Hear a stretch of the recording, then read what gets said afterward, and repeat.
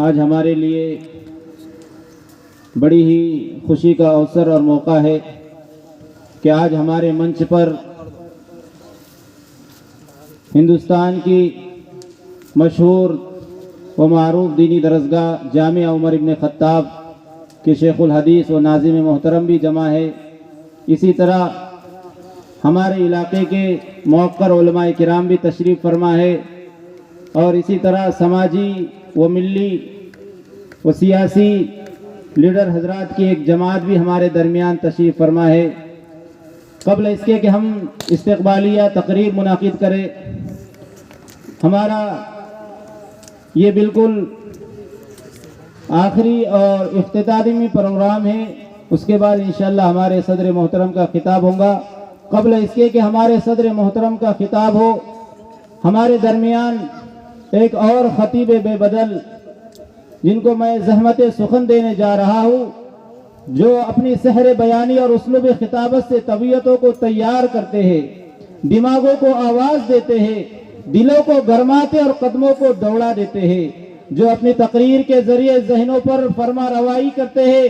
फिर आप इन्हें आज के मैकदे इजलास का फिर मुगा ख्याल कीजिए, जो आज अपने पैमानों की गर्दिश से तिश्ना कामों की प्यास बुझाएंगे, क्योंकि जहां इनका रिश्ता पब्लिक व पॉलिटिक्स से है, वही कुरान और हदीस, तारीख और सियर और शरीयत और तरीक़त का वो दास्तान गो भी है।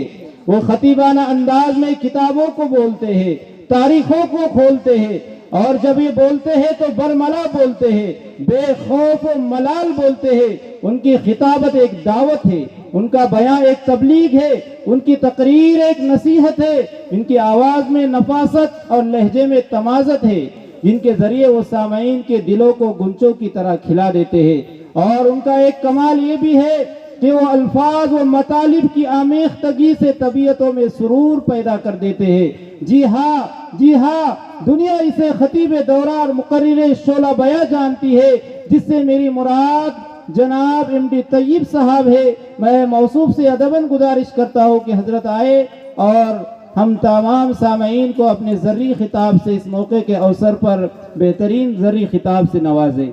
मोहम्मद एमडी तैयब साहब डाइस पर।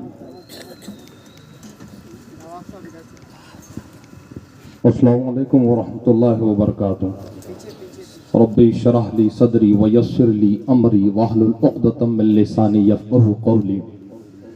शहनशीन पे तशरीफ़ फरमा सदर मजलिस और इस दरसगाह के नाज़िम व दिगर ज़िम्मेदारान, मेहमानान और इस बस्ती से, इस शहर से ताल्लुक़ रखने वाले मेरे हमवतनी भाई, जिस मुनासिबत से आज हम लोग यहाँ जमा हुए हैं, ये यौम जमहूरिया की मुनासिबत है और हम एक रोज पहले इस जश्न का आगाज कर रहे हैं। ये बात हकीकत है कि जश्न एक दिन में मुकम्मल नहीं हो सकता, इसीलिए इस मदरसा हाजा के असातिज़ा ने, जिम्मेदारान ने कहीं ना कहीं मुझे लगा कि ये सोचा है कि जश्न को बढ़ाया जाए, जश्न को 2 रोजा किया जाए। और मैं इस काविश के लिए, इस कोशिश के लिए, इस जद्दोजहद के लिए इन तमाम जिम्मेदारान को मुबारकबाद देता हूँ। साथ ही साथ जिन तलबा ने अपने खिताबात किए, चाहे वो अंग्रेजी जबान के हो, उर्दू जबान के हो, मराठी जबान के हो, मैं नहीं समझता कि इनसे बेहतर और कोई इन तकारीर को कर सकता था जो इन तलबा ने की है। मैं इन तमाम तलबा को मुबारकबाद देता हूँ। मैं इनके वालिदैन को, मैं इनके असातिज़ा को, मैं इनके उस्तादों को मुबारकबाद देता हूँ कि इनको अगरचे हीरे मिले हैं तो इन्होंने भी अच्छे से तराशने का काम किया है। वगरना कोयले की खान में हीरा तलाश करना एक और बात, उस हीरे को तराशना एक और बात। इसी तरह मुल्क अजीज हिंदुस्तान की हम आजादी मनाते हैं, लेकिन एक बात हमको समझनी चाहिए कि आजादी एक अलग शय है, जमहूरियत एक अलग शय है। आजादी एक अलग शय है, जमहूरियत एक अलग शय है। जमहूरियत हमको जो है तो जीने का सलीका सिखाती है। जमहूरियत ये हमको एहसास दिलाती है कि अब हम हकीकत में आजाद है। जब हमारा मुल्क हो तब हमारा कानून भी हो, जब कानून भी हमारा हो, मुल्क भी हमारा हो, सरहदें भी हमारी हो, उसमें खड़े रहने वाले जवान भी हमारे हो, हाकिम भी हमारे हो, यहाँ पर चलने वाले मदारिस भी हमारे हो, मकातिब भी हमारे हो, स्कूल भी हमारे हो, दरगाहें भी हमारी हो, मसाजिद भी हमारी हो, मंदिरें भी हमारी हो, चर्च भी हमारे हो, गुरुद्वारे भी हमारे हो, तब जाकर लगता है कि ये एक आजाद मुल्क है और इस आजाद मुल्क के अंदर हम और आप आजादी से सांस ले रहे हैं। आजाद हिंदुस्तान के अंदर जो एक बात सबसे खुसूसियत की हामिल है, दुनिया जहान के अंदर सैकड़ों ममालिक है, सैकड़ों ममालिक है, सैकड़ों जबानें बोली जाती है, लेकिन कहीं ना कहीं कोई एक मुल्क आप उठाकर नहीं बता सकते जहां पर सैकड़ों मजहब पलते हो, जहां पर सैकड़ों कल्चर पलते हो, जहां पर सैकड़ों जबानें पलती हो, जहां पर सैकड़ों रंगो नस्ल के लोग पलते हो। एक वाहिद ये मुल्क हमारा है, मुल्क अजीज हिंदुस्तान है, जहां पर अलग अलग जबानों के बोलने वाले, जहां पर अलग अलग मजहबों के मानने वाले, जहां पर अलग अलग कल्चरों के मानने वाले, जहां पर अलग अलग खुदाओं को मानने वाले, लेकिन जब एक साथ आ जाते हैं, जब ये जश्न जमहूरिया मनाते हैं, जब ये जश्न आजादी मनाते हैं, तो आप फर्क नहीं कर सकते कि कौन मुसलमान है, कौन हिंदू है, कौन बौद्ध है, कौन जैन है, कौन मराठा है। आप फर्क नहीं कर सकते। जब आप इनको एक पिंडाल में देखते हैं तो आप इन सबको हिंदुस्तानी देखते हैं। मुल्क अजीज आजाद हुआ, कानून बना, और जब भी हम कानून की बात करते हैं, संविधान की बात करते हैं, यहाँ पर तकरीरें तमाम चीज पर हुई। मैं इस बात से बड़ा खुश हूं क्योंकि जितनी तकरीरें यहाँ पर हुई है, मैं कहीं ना कहीं हर चीज से कनेक्टेड रहा हूं। जो है तो ह्यूमन राइट्स के ऊपर तकरीर हुई, मैं वर्ल्ड ह्यूमन राइट्स काउंसिल का जो है तो डिस्ट्रिक्ट पर स्पोक पर्सन हूं, मैं तर्जुमान हूं ह्यूमन राइट्स काउंसिल का। सियासत पे बात हुई, मैं एक सियासी जमात का रुकन भी हूँ, नाम लेना भी मुनासिब नहीं समझता। उलमाए इकराम के हवाले से बात हुई, मौलाना महमूद मदनी साहब के जो तो दादा जान की बात हुई, मौलाना हुसैन अहमद मदनी का नाम आया। मैं जमीयत उलमाए हिंद से वाबस्तगी रखता हूँ, मैं जमीयत उलमाए हिंद का इस शहर औरंगाबाद और पूरे जिला औरंगाबाद का मीडिया इंचार्ज हूँ, तो कहीं ना कहीं मैं इन तमाम तकरीरों से रिलेट कर पा रहा था, क्योंकि ये तमाम उन्वानात हमारे हैं, ये तमाम उन्वानात हम बोलते रहे हैं। आए मैं संविधान की बात कर रहा था, मुसलमानों को सबसे ज्यादा संविधान से जो है तो मोहब्बत क्यों है? अक्सर ये देखा गया है कि जब भी कोई मसला खड़ा होता है तो मुसलमान संविधान को लेकर खड़ा होता है कि हम चाहते हैं कि इस संविधान की हिफाजत हो। वजह क्या है? वजह क्या है? तो वजह हमको ये समझ में आती है कि जो सरवर कायनात ने इस दुनिया के अंदर एक निजाम जिंदगी चलाया है, सरवर कायनात ने इस दुनिया के अंदर इंसानों को जीने के लिए जो लाहे अमल दिया है, वो लाहे अमल कहीं ना कहीं इस संविधान में हमको देखने को मिलता है। अल्लाह के नबी ने कहा ऊंच नीच नहीं होगी, भारत के कानून ने कहा ऊंच नीच नहीं होगी। अल्लाह के नबी ने कहा काले और गोरे में फर्क नहीं होगा, भारत के कानून ने कहा काले और गोरे में फर्क नहीं होगा। अल्लाह के नबी ने कहा रंग और नस्ल के एतबार से, छूत और अछूत के एतबार से किसी इंसान को नहीं पहचाना जाएगा, इंसान को इंसान पहचाना जाएगा। भारत के संविधान ने कहा कि छूत और अछूत कुछ नहीं होता, सारे इंसान एक बराबर है। हम क्यों मोहब्बत करते हैं हमारे संविधान से? अगर संविधान की शुरुआत के 3 पार्ट देके, पहला पार्ट, दूसरा पार्ट, तीसरा पार्ट, तो हमको समझ में आता है जो फंडामेंटल राइट्स हमको इसका ये कानून देता है वो कहीं ना कहीं हमारे मजहब से मेल खाता है। हमको इसलिए भी इस कानून से मोहब्बत है। जब मुल्क आजाद हुआ, मौलाना अबुल कलाम आजाद की फिक्र ये थी कि इस मुल्क में अखंडता बरकरार रहनी चाहिए। जब मुल्क आजाद हुआ तो अकाबिरीन हिंद की जो है तो असल फिक्र ये थी कि इस मुल्क का भाईचारा बरकरार रहना चाहिए।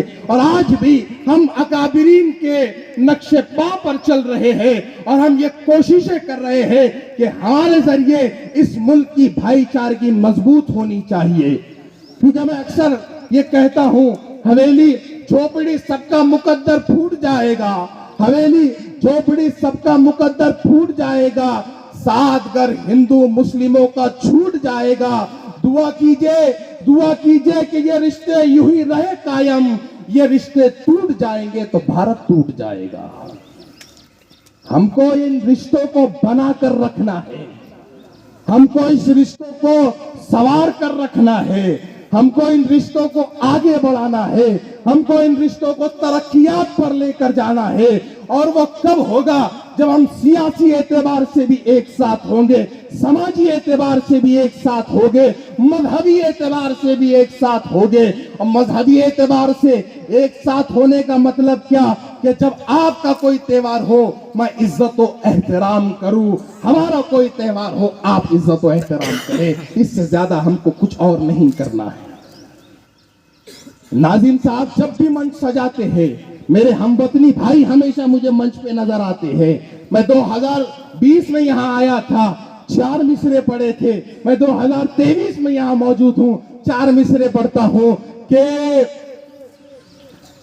अदब के मंच से इंसान मिलता है। यहाँ पर राम मिलता है, यहाँ रहमान मिलता है। यहाँ ना कोई हिंदू है, न मुस्लिम है, न सिख है, न ईसाई। यही वो मंच है जहां सारा हिंदुस्तान मिलता है। हमारी एकता के नाम, हमारी अखंडता के नाम, हमारी बंधुता के नाम, हमारे भाईचारगी के नाम, हमारे इत्तेहाद के नाम, मैं चाहता हूं शुरू से लेकर आखिर तक हमारे इत्तेहाद के नाम एक जोरदार तालियों का शोर जो तो गूंजना चाहिए। मैं वैजापुर के अंदर खड़ा हूं और वैजापुर वो मिसालें पेश करता है हर बार भाईचारगी की कि जो मुझे नहीं लगता कि ये मिसालें कहीं और देखने को मिल जाए। वैजापुर से वो मिसालें हमको देखने को मिलती है। मैं मुबारकबाद देता हूं यहाँ के बसने वालों को, यहाँ के मुसलमानों को, यहाँ के हिंदुओं को, यहाँ के दलितों को और यहाँ पर बसने वाले उन तमाम इंसानों को जिन्होंने अपने आबाओ अजदाद की रिवायतों को बरकरार रखा और अपनी आपसी भाईचारगी, इत्तेहाद व इत्तेफाक को बरकरार रखा। मैं आप तमाम को मुबारकबाद देता हूँ। मेरे सामने तुलबा बैठे हुए हैं। आपको मुस्तकबिल के अंदर बहुत कुछ करना है। आप अपने अंदर कायदाना सलाहियत पैदा करें, क्योंकि मदारिस क़यादतें पैदा करती है, मदारिस क़यादतें पैदा करती है। हम ये भूल चुके हैं। हमने सिर्फ इतना देखा कि मदरसे से खतीब पैदा होगा, हमने इतना देखा कि मदरसे से इमाम पैदा होगा, हमने सिर्फ इतना ही देखा कि मदरसे से मुअज्जिन पैदा होगा। मैं आज आप तमाम से ये कहता चलूं कि मदरसे क़यादतें पैदा करते हैं और आप कायदाना सलाहियतों को अपने अंदर पैदा करें। आप पैदा करें हुसैन अहमद मदनी जैसी सलाहियतें अपने अंदर, आप पैदा करें मौलाना अबुल कलाम आजाद जैसी सलाहियतें अपने अंदर, आप पैदा करें मौलाना हजरत मोहानी जैसी सलाहियतें अपने अंदर, आप पैदा करें जो है तो मोहम्मद अली जौहर जैसे सलाहियतें अपने अंदर, आप पैदा करें इकबाल जैसी सलाहियतें अपने अंदर और क़यादत करें। आप क़यादत के लिए हो, आप किसी के पीछे चलने के लिए नहीं हो, आप अपने पीछे चलवाने के लिए हो। मेरी इस बात को अपील समझिए, दरखास्त समझिए, इल्तिमास समझिए कि आपको क़यादतें करनी है। अगर आप क़यादतों के लिए आगे नहीं आएंगे तो फिर ऐसे लोग क़यादतों के लिए आगे आ जाएंगे जिनको ना इस्लाम के बारे में कुछ पता होगा, न मजहब के बारे में कुछ पता होगा, न धर्म के बारे में कुछ पता होगा, न देश के बारे में कुछ पता होगा, न हमारे आबा व अजदाद के बारे में कुछ पता होगा। और उनके सियासत में आने से नुकसान ये होगा कि वो जिधर हवा का रुख होगा उधर चलना शुरू करेंगे। लेकिन अगर आप लोग सियासत में होगे तो मुझे ये यकीन है कि आप लोग हवाओं को अपने एतबार से चलाने की ताकत रखते हैं। मेरी इसी दरखास्त को आप कबूल करें। नाजिम साहब बैठे हुए हैं और जो वस्तानवी साहब का पूरे मुल्क के अजीज में खास तौर पर गुजरात और महाराष्ट्र में जो मदारिस का जाल बिछा हुआ है, मैं हजरत वाला से दरखास्त करता हूं कि आप अपने तमाम तुलबा को कायदाना सलाहियतों से नवाजे। बस इसी के साथ मैं और तो कुछ ज्यादा नहीं कहना चाहता, क्योंकि हमको सदर मोहतरम को सुनना है। हमको सदर मोहतरम को हम सुनने की गर्ज से यहाँ बैठे हुए हैं, लेकिन मुझे बुलाया गया था तो मेरा नहीं बोलना भी गलत बात होती है। इसीलिए मैंने 2-3 जुमले या मेरी बातों से अगर कुछ तल्ख कलामी निकली हो तो मैं माफी चाहता हूं। लेकिन अगर मेरी बात से कुछ मैसेज अगर लेना चाहते हो तो मैं फिर एक बार कहता हूं, अपने अंदर कायदाना सलाहियतें पैदा करें। मैं चलते चलते इतना कहूं कि अगर मोहब्बत का इम्कान होता तो घर में मीर का दीवान होता, अगर ना आते तुम्हारी महफिल में सोचते बहुत नुकसान होता। व आखिरु दावाना अनिल हम्दुलिल्लाहि रब्बिल आलमीन। माशाअल्लाह, आप हजरात ने हमारे आज के मेहमान मुकर्रम जनाब एमडी तैयब साहब को बहुत ही अच्छा सुना और आपने उनके दिलों से दिल मिलाकर बातें की, जिसकी वजह से अल्हम्दुलिल्लाह उन्होंने इंशराह क़ल्ब के साथ आपके सामने पूरा बेहतरीन अंदाज के अंदर जमहूरियत के उन्वान को खोला।